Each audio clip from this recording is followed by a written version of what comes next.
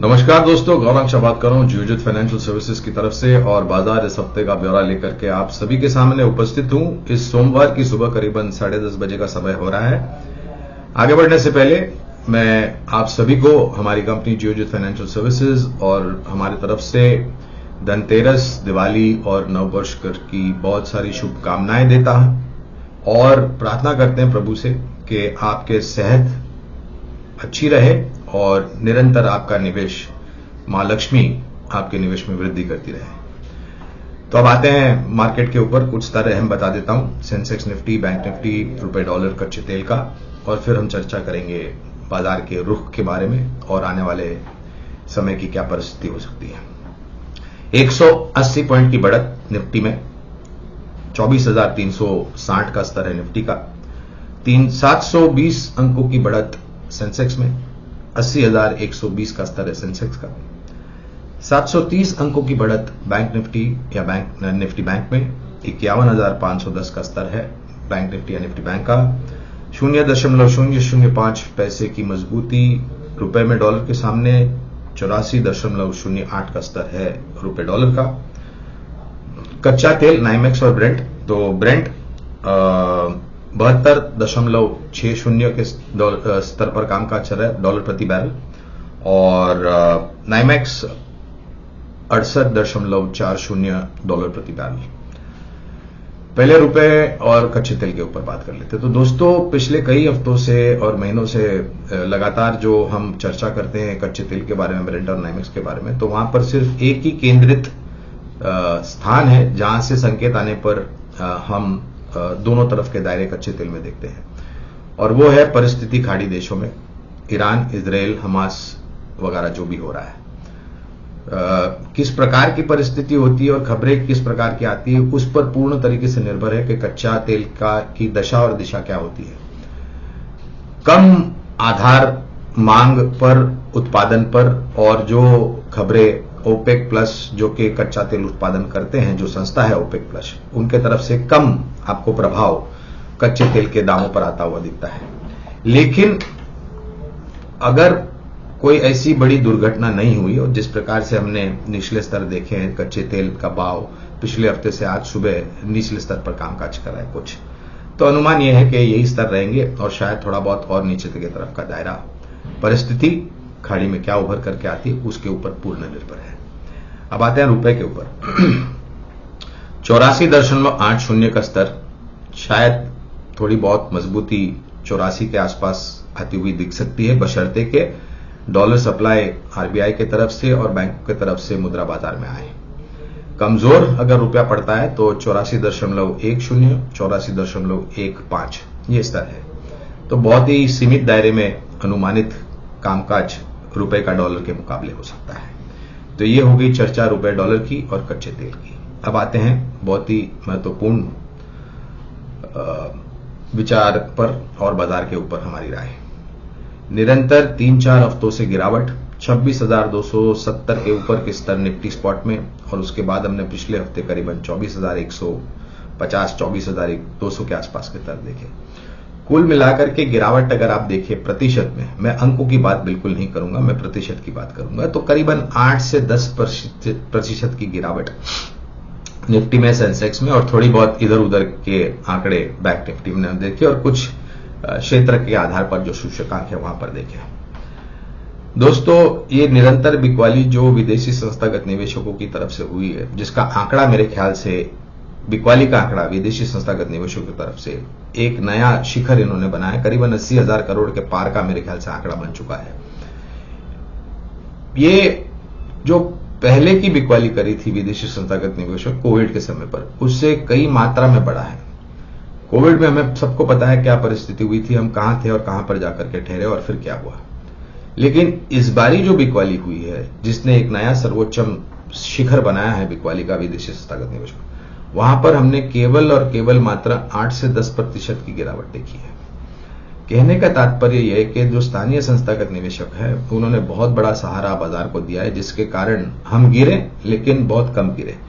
क्या यहां से गिरने की उम्मीद या आकांक्षा और रखनी चाहिए? तो हां, संभव है कि यहां से और गिर सकते हैं हम, इसमें कोई दो राय नहीं है। लेकिन अब ऐसा लग रहा है कि कहीं ना कहीं एक ऐसा स्तर के आसपास हम आ चुके खड़े हुए जहां से शायद एक दायरेबंद कारोबार हो, एक बुनियाद या नींव बनाने का प्रयास बाजार करेगी और फिर कुछ समय बाद हम धीरे धीरे करके ऊपर की तरफ निकलेंगे। तो ऐसी परिस्थिति में जहां पर और कुछ और भी कारण है दोस्तों, उसकी भी चर्चा कर लेते हैं। पहले तो इस हफ्ते त्योहार का तो सीजन है ही, त्योहार का तो हफ्ता है ही, लेकिन उसके साथ साथ महीने की एफएनओ की एक्सपायरी का भी दिन है गुरुवार को, फिर धनतेरस, दिवाली, और इसके साथ साथ दोस्तों एक अहम कारण है जो कि अमेरिका में राष्ट्रपति के चुनाव, और वो तारीख है 5 नवंबर 2024, अगले हफ्ते। इसको लेकर के और किस प्रकार की खबरें आती है चुनाव के पहले, चुनाव के समय पर और चुनाव के पश्चात, और वो कौन व्यक्ति का चयन करती है अमेरिका की प्रजा राष्ट्रपति बनने के लिए, उस सब पे न तो सिर्फ अमेरिका का बाजार अपनी प्रतिक्रिया देगा, लेकिन पूरे विश्व बाजार और हमारे बाजार भी उसकी प्रतिक्रिया देंगे।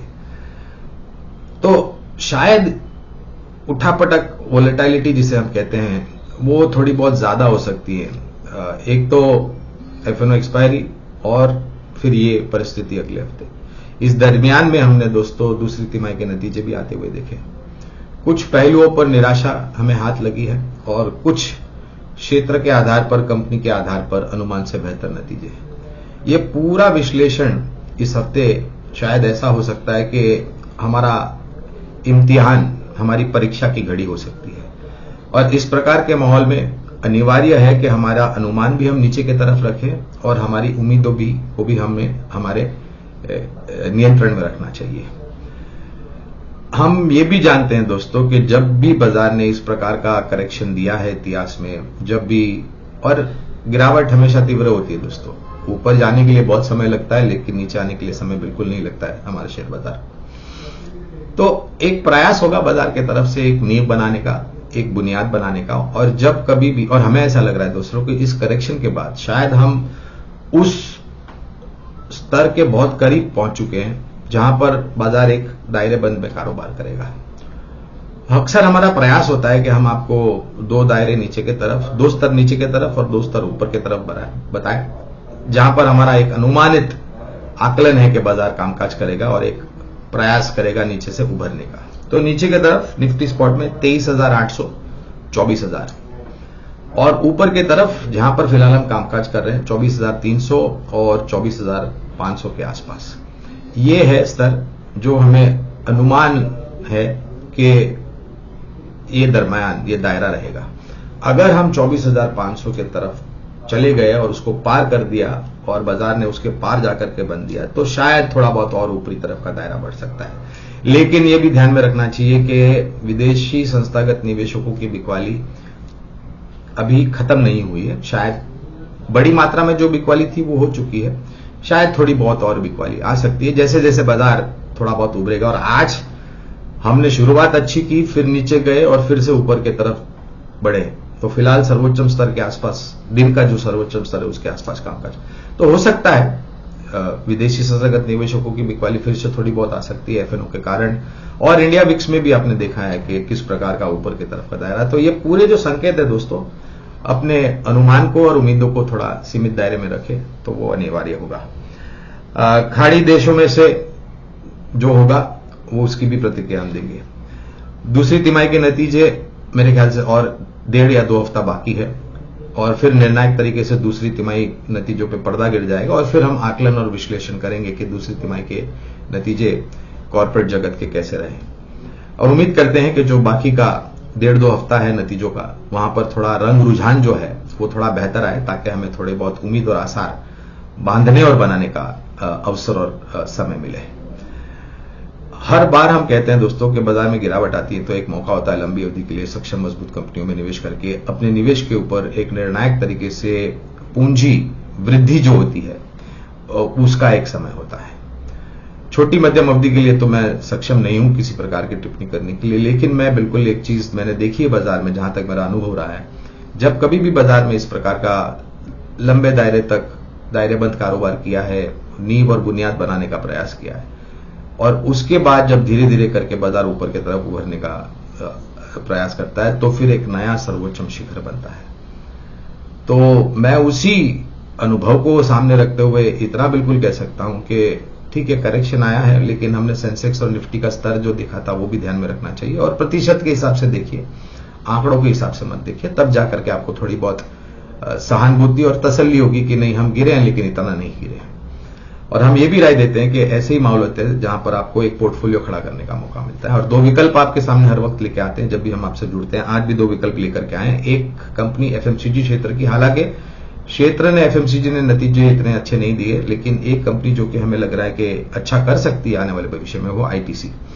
जो लोग आईटीसी के ऊपर नजर बनाए हुए कुछ समय से, उनको ध्यान होगा कि ये कंपनी बिल्कुल दायरेबंद कारोबार कर रही थी, हिलने का नाम नहीं रही थी, लेकिन जब कारोबार का विभाजन हुआ, नीतियों का बदलाव हुआ और नतीजों में सुधार हुआ, चौतरफा जो भी कामकाज वहां से योगदान आता शुरू हुआ, तो फिर इस शेयर ने पीछे मुड़ के नहीं देखा है। और वास्तविकता ये भी है कि ये अपने जीवन के सर्वोच्चम स्तर के बहुत करीब खड़ा है, जहां पर आज इसका स्तर चल रहा है। तो इतनी गिरावट के बावजूद ये मजबूत शेयर आपके लिए आईटीसी लंबी अवधि के लिए। दूसरा विकल्प है दोस्तों, सरकारी कंपनी एनटीपीसी, ऊर्जा उत्पादन करने वाली कंपनी, जिसका एक एनटीपीसी ग्रीन आईपीओ भी वैल्यू अनलॉकिंग के तरफ से बातें हो रही है, बाजार में चर्चा हो रही है। कारण यह है दोस्तों कि नई उत्पादन क्षमता जो जुड़ी जाएगी, और जिस प्रकार से एनटीपीसी एक सबसे बड़ी ऊर्जा उत्पादन क्षमता करने वाली कंपनी है आने वाले समय में नीतियों के आधार पर, और जिस प्रकार से ऊर्जा की मांग साल दर साल बढ़ रही है और सरकार के तरफ से क्लीन और ग्रीन एनर्जी की तरफ कामकाज हो रहा है, तो ये एक ऐसी कंपनी है दोस्तों जो हमें लग रहा है कि लंबी अवधि में बहुत ही सकारात्मक आंकड़े लेकर के आएंगी, मुनाफा लेकर के आएंगी। उसका एक सकारात्मक और सक्षम प्रभाव जो है नतीजों का, वो शेयर के दामों पर पड़ेगा। याद रखिए दोस्तों, ये दोनों ही विकल्प बुनियादी तर्क के आधार पर है लंबी अवधि के लिए। ये आज खरीदे कल बेचे, हफ्ते में बेचे, 2 हफ्ते में बेचे, महीने में, 6 महीने में नहीं है ये।